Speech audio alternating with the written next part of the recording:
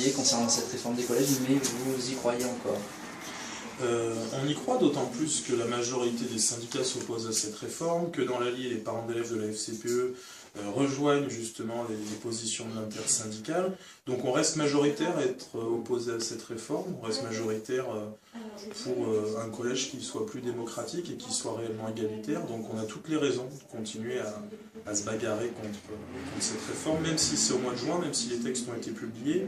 On verra bien la mobilisation jeudi, on l'espère la plus forte possible, mais ça ne nous empêchera pas de continuer, que ce soit en juin ou après les vacances d'été.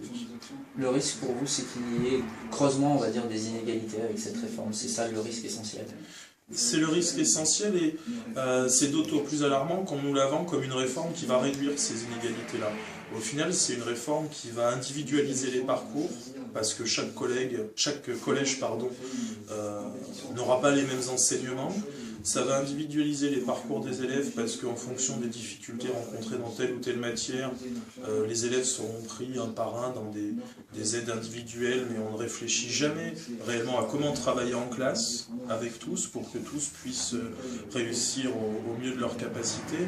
On aurait besoin aujourd'hui d'avoir moins d'élèves par classe. On n'a pas besoin d'avoir des heures en moins qu'on nous vende par des projets interdisciplinaires. C'est pas ça qui donnera plus de sens aux apprentissages. On a besoin d'une autre réforme des collèges, et on a besoin d'une autre réforme des collèges qui soit vraiment débattue entre les collègues et où on prenne vraiment en compte la position des personnels.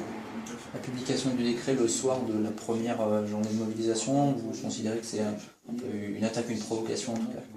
C'est une provocation, on a un gouvernement qui se dit qu'il va jouer la montre, on a un gouvernement prétendument de gauche qui laisse entendre que cette réforme serait critiquée que par la droite, ce qui est faux. Alors il y a effectivement la droite et l'extrême droite qui en profitent pour se faire mousser un petit peu, mais ce qui va être créé par cette réforme, c'est ce que la droite avait déjà fait quand elle était au pouvoir en déstructurant le service public d'éducation. En réalité, on est dans la continuité des réformes contre le service public d'éducation, et donc nous, on est dans la continuité d'une défense d'un service public qui soit d'éducation pour tous, égalitaire et réellement laïque.